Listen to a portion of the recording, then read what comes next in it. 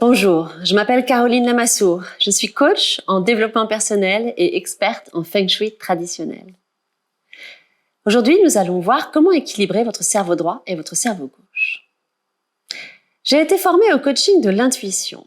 J'ai donc été amenée depuis plus de 12 ans maintenant à développer largement mes capacités intuitives et à les tester et à vous encourager à le faire. Et ce que j'ai découvert est phénoménal. Je ne prends plus jamais une décision. Je n'effectue plus aucun choix sans validation de mon intuition. La plupart des gens fonctionnent, je dirais, à l'envers. 80% dans le mental et peut-être 10-20% dans l'intuition. Je vous propose aujourd'hui de rééquilibrer vos capacités, de laisser beaucoup plus de place à votre intuition, c'est-à-dire à votre propre pouvoir, cerveau droit, et de conserver le cerveau gauche pour faire des additions et monter des meubles Ikea. Je schématise un petit peu, mais vous allez comprendre. On dit de façon un peu imagée, car c'est plus complexe et interconnecté que cela dans la réalité, que le cerveau gauche est associé à la logique, à l'analyse, à la raison, et le cerveau droit plutôt aux émotions, à la sensibilité et à l'intuition. Je crois que je n'ai pas besoin de vous présenter le cerveau gauche parce que chacun de nous le connaît suffisamment, peut-être même parfois un peu trop. Rationalité, logique, organisation. Ça va même jusqu'au petit vélo du mental dans sa forme excessive. Vous voyez de quoi je parle ? Le cerveau gauche ne mobilise pas les mêmes ressorts, notamment neuronaux, les mêmes circuits de pensée. Vous savez que plus de 53% des chefs d'entreprise admettent prendre leurs décisions en suivant leur intuition ? Que Steve Jobs nous a dit « Beaucoup de ce sur quoi je suis tombé en suivant ma curiosité et mon intuition s'est révélé inestimable par la suite. » Enfin, que 82 prix Nobel sur 93 ont reconnu que leur découverte avait été faite grâce à l'intuition. L'intuition reste encore assez énigmatique pour les chercheurs aujourd'hui.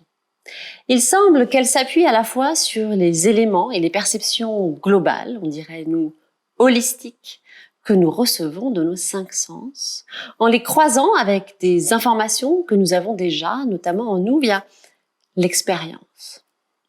Elle se manifeste à travers notre capacité à détecter les signaux non verbaux, et c'est en fait une autre dimension de la conscience.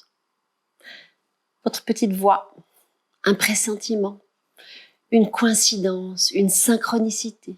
Si vous ne savez pas ce que c'est l'apparition simultanée d'événements qui semblent être étroitement liés, mais qui n'ont aucun lien de causalité visible. Comme lorsque vous pensez à une personne avec laquelle vous n'avez pas eu de contact depuis longtemps et qu'elle vous appelle dans la minute qui suit. Chacun de nous a dans sa vie déjà eu une petite voix à l'intérieur qui lui donnait la solution à un problème au moment où il ou elle s'y attendait le moins. Ça peut être pendant votre jogging, sous la douche, dans une discussion qui n'a en apparence rien à voir, ou même dans un rêve. C'est ça le cerveau droit. Je cite, « L'intuition est souvent vue comme le fait d'atteindre des solutions de manière directe, sans l'intervention d'un raisonnement logique et analytique. » C'est un chercheur de New York à l'Université Columbia qui nous le dit. Je rajoute cette petite explication du mathématicien Henri Poincaré et je suis allée chercher ça pour vous. C'est avec la logique cerveau gauche que nous pouvons et avec l'intuition que nous trouvons. Alors si j'avais une première demande à vous faire aujourd'hui, ce serait écoutez-vous. Écoutez la petite voix à l'intérieur de vous. Elle peut vous donner confiance en la personne que vous êtes. Écoutez la première petite voix en vous qui dit clairement d'aller à gauche et non celle qui dit ensuite non à droite. Ah non en fait à gauche. Ah non à droite. Écoutez la petite voix en vous qui dit je ne vais pas rappeler cette personne pour le moment parce que c'est pas bon pour moi. Ne vous forcez pas. C'est ça l'intuition, ça commence par ça. Cette petite voix sait ce qui est juste pour vous.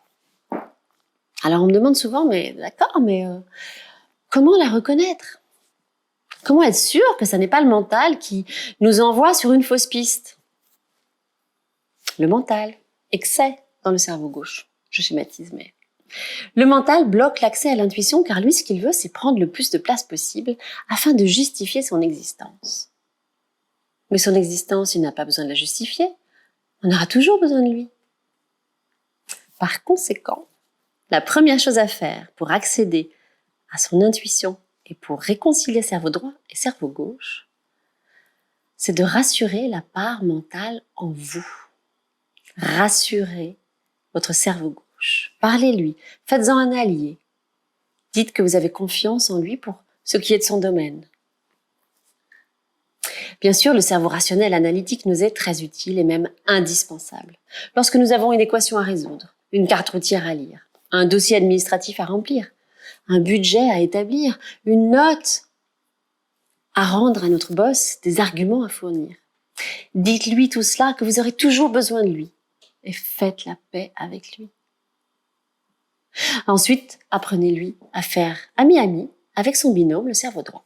Expliquez-lui qu'ils sont faits pour coopérer, s'entendre, et qu'ensemble ils seront plus forts, plus efficaces, plus puissants, plus perspicaces, plus utiles, plus fins aussi, plus visionnaires, plus reconnus. Désactiver la peur du mental, en quelque sorte, c'est donc la première étape pour libérer la voie vers l'intuition et réconcilier vos deux hémisphères. Trouvez le mantra qui lui conviendra, par exemple. Je te donne toute ta place, cerveau gauche, mais aide-moi à m'épanouir à 100% de mes capacités, pas 50, pas 80, 100. Car c'est bien cela dont il s'agit. Un épanouissement complet, un alignement total entre vos pensées, vos ressentis, vos actions. Alors une fois cette mise au point effectuée avec votre cerveau gauche, sa légitimité bien assise, reconnue dans ses vertus d'analyse, de compréhension, d'intellectualisation, contactez votre cerveau droit. Cet hémisphère-là régit la créativité, la spontanéité, la sensibilité, l'émotion, la compassion, la sagesse, la capacité à jouir de l'instant présent. Autant de valeurs indispensables, elles aussi. En utilisant plus largement ces potentialités, vos interactions avec votre environnement, notamment avec les personnes qui vous entourent, s'en trouvent plus justes et plus harmonieuses, car fondées sur le non-jugement. Vous vous positionnez ainsi dans la pleine acceptation de qui ils sont, avec leurs points forts et leurs vulnérabilités. Et par ailleurs, là où le cerveau gauche va puiser dans ce qui est rassurant pour répondre à une situation, par exemple, le cerveau droit, lui, va activer la touche créativité pour aller chercher dans une forme d'expérience ou inventer une solution nouvelle. Il n'analyse pas, il laisse sentir. Le ressenti et l'intuition sont donc ses outils favoris pour prendre la mesure de toute l'évolution. Pour cesser cette lutte interne entre les deux, il faut apprendre à les connaître.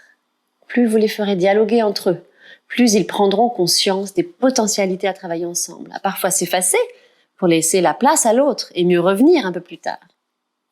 Il y a donc un équilibre à trouver et à pratiquer, plutôt qu'une stigmatisation systématique de l'un ou de l'autre. Voici un petit exercice pour vous y aider. Visualisez vos deux hémisphères dans votre cerveau, le droit, le gauche. Ils se tournent l'un vers l'autre, forts de leurs différences et de leurs qualités respectives, donc de leur complémentarité. Visualisez-les bien. Ils sont maintenant en train de se sourire. Ils se tendent la main. Ils se serrent la main. Ils s'embrassent peut-être. Ils font enfin la paix. Ils se réconcilient et scellent leur accord éternel de coopération sans condition. Ça vous fait quoi? Ça fait du bien, donc, de recoller les morceaux plutôt que de diviser. Ça fait du bien, non, de créer de l'entraide là où il y a eu opposition quasi systématique. Et ça fait du bien, non, de prendre conscience qu'on peut beaucoup plus s'aider soi-même qu'on ne le croit. En vérité, il y a tant de réconciliation à mener à l'intérieur de chacun d'entre nous, de chaque histoire. Il y a tant d'alliances à sceller là où auparavant la guerre des tranchées faisait rage, dans les familles, dans les couples, dans les jobs, dans le métro avec les voisins. Mais il faut faire l'expérience de l'adversité pour apprendre à être soi et mettre des limites, pour protéger et faire respecter son intégrité. Mais il faut aussi faire de la place à la coopération pour vivre ensemble et offrir la possibilité à chacun de donner le meilleur de soi.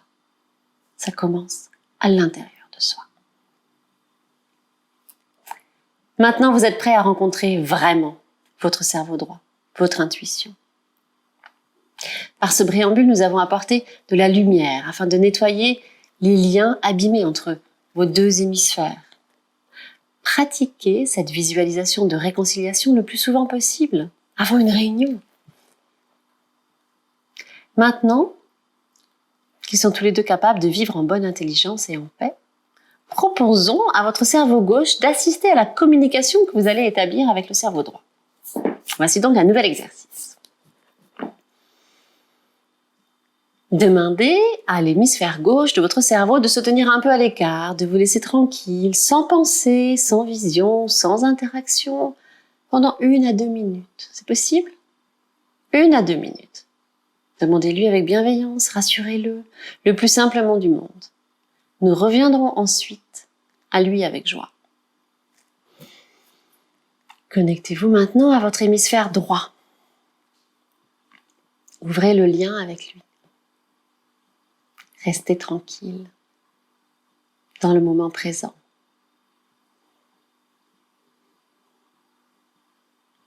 Votre respiration calme et régulière est un plus pour cet exercice. Posez bien vos pieds au sol et connectez votre fontanelle, le sommet de votre crâne, à votre esprit et à plus grand que vous.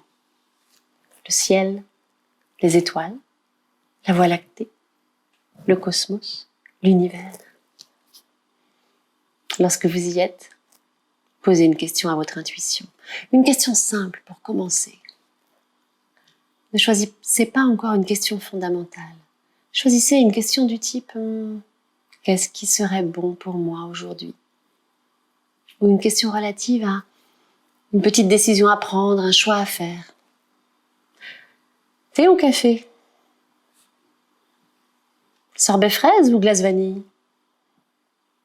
Voir Manon ou voir Grégory ce week-end? Pour vous aider, vous devez envoyer physiquement, symboliquement cette question au fond de vos tripes, dans votre ventre. Et laissez agir quelques secondes à peine. Je situe cet endroit au-dessus du nombril, vers l'estomac, derrière le diaphragme. Envoyez la question et très rapidement, vous devez ressentir une légère sensation. Cette sensation en retour, à l'envoi de la question, c'est la réponse. La toute première sensation, pas les suivantes. N'attendez pas forcément un oui ou un non. Attendez-vous à détecter une sensation. C'est elle la réponse. Un ressenti. Agréable, pas très agréable, entre les deux. Encourageant, rassurant, qui fait un petit peu peur. L'avez-vous ressenti? Pas encore? C'est ok. Vous recommencerez l'outil, sans aucune pression, un peu plus tard, avec douceur et présence à vous-même. Je vous encourage à pratiquer cet exercice tout simple, basique, le plus souvent possible dans votre journée. Je l'utilise encore chaque matin pour décider ce que je vais porter, ce que je vais prendre pour le petit déjeuner. Et puis tout au long de la journée pour prendre mes décisions courantes. En fait, je l'utilise beaucoup pour savoir comment me nourrir, car mon corps sait exactement ce dont il a besoin. Et respecter ses demandes apporte énormément d'équilibre, de vitalité. Ça s'appelle l'alimentation intuitive. Plus vous pratiquerez cet exercice, plus vous renforcerez votre lien au cerveau droit, sans dénaturer celui qui vous lie au cerveau gauche, rationnel. Alors, il y a une autre question qui m'est souvent posée. Comment reconnaître l'intuition du mental? Comment être sûr qu'on est dans le cerveau droit et pas dans le cerveau gauche? Première chose, l'intuition ne juge pas. Jamais. Elle n'émettra jamais de jugement. Mais elle saura vous guider pour faire la part des choses entre ce qui est juste pour vous et ce qui ne l'est pas. C'est pas bon ou mauvais, c'est juste ou pas juste. Deuxièmement, ce qui ne trompe pas, c'est la localisation du message dans le corps. Si vous partez dans des analyses ou si vous avez une prise de tête, vous pouvez être sûr que c'est le cerveau gauche qui a pris le contrôle. Jusqu'au petit vélo du mental. Si votre tête vous dit non, puis oui, puis non, vous pouvez être sûr qu'il s'agit du mental, cerveau gauche. Si vous avez une peur incontrôlée, le mental vous joue des tours. L'intuition, elle se joue dans la confiance. Alors bien sûr, il peut y avoir des traces d'émotion, notamment en fonction de l'enjeu de la décision à prendre. Mais cette émotion, dans le cerveau droit, elle reste maîtrisable, raisonnable, elle ne vous envoie pas en mode panique. Lorsque votre pratique, cerveau droit, sera installée au quotidien, dans les petits actes et les questions du quotidien, vous pourrez passer à une vitesse supérieure. Il sera peut-être temps de faire entrer l'intuition au travail, par exemple. Et c'est là où l'alliance entre cerveau gauche et cerveau droit, entre rationnel et intuition, prend toute sa dimension. Car là où on hésite, là où on a besoin d'une validation, l'intuition est un puissant outil d'aide à la décision. Les grands chefs d'entreprise sont très clairs sur le sujet. J'avoue, moi-même, si je n'avais pas écouté la vibration de mon corps, je n'aurais jamais épousé l'homme avec qui je suis depuis 20 ans. Et je n'aurais pas changé de vie pour passer de l'industrie aéronautique au coaching et au feng shui. C'est l'intuition qui m'a guidée. Prenons un exemple. Vous travaillez sur une présentation à faire devant un comité de directeurs dans une semaine. Cette présentation doit comporter des chiffres, des données précises. Cerveau gauche. Et un plan d'action pour booster vos ventes. Amusez-vous. Pour établir ce plan d'action, pourquoi ne pas faire entrer l'intuition dans vos paramètres? Branchez-vous sur le cerveau droit. Allez à l'intérieur de vous. Posez-vous les bonnes questions. Mieux, mettez-vous à la place des chiffres, à la place de la question. Soyez les chiffres. Demandez intérieurement que pouvons-nous mettre en action pour aller plus loin, plus haut. Qu'est-ce qui jusqu'à présent n'a pas été activé et que nous pourrions mettre en place dès aujourd'hui? Laissez-vous sentir la réponse. Utilisez votre ressenti. Mettez-vous à la place de la problématique. Soyez la problématique. Faites corps avec elle. Entrez dans la matrice pour dénouer les fils et tendre vers la solution. Vous savez, pour devenir maître yogi, le disciple ne fait pas du yoga. Il tend vers le yoga pour devenir le yoga. Il incarne le yoga. Il vit yoga. Il mange yoga. Il respire yoga. Il dort yoga. Il s'exprime yoga. Il devient yoga. Pour atteindre la réelle profondeur de vos interrogations et de vos solutions, vous devez y plonger entièrement, totalement. Mettez-vous à la place de la question et laissez les sensations monter. Elles vous guideront forcément vers la solution. Vous deviendrez la solution. Vous incarnerez la solution. C'est imparable.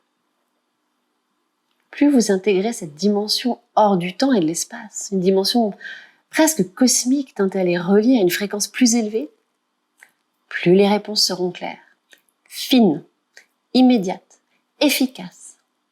Et surtout, plus vous serez équilibré intérieurement, donc en paix, harmonisé dans votre mode de fonctionnement et harmonisé avec les autres. Imaginez ce monde, le vôtre, vous bénéficiez de cet outil puissant de savoir, de connexion, de sagesse à tout moment pour toute problématique. Ce monde est à portée de vous. Confiance, lâcher prise, présence à soi en sont les prérequis. Je vous donne les clés de cette approche. C'est à vous de pratiquer. À vous d'en faire ce que vous savez au fond de vous qu'il est juste de faire. On ne louera jamais assez les bénéfices à écouter sa petite voix intérieure. à utiliser son cerveau droit, autant que le cerveau gauche. Outre l'aide à la décision, cela apporte un sentiment de constance, une sensation aussi que l'on n'est jamais seul, une légitimité naturelle, une sécurité même. Car ce qui me bluffe le plus dans l'intuition, c'est cette douce assurance qui fait qu'elle ne se discute pas. On ne négocie pas avec elle. Lorsqu'elle se présente à nous, elle est forcément juste. Elle n'a pas besoin de justification. C'est sa force, son autorité naturelle.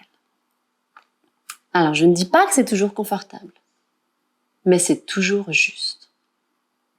Alors, faut-il toujours la suivre? La réponse est oui.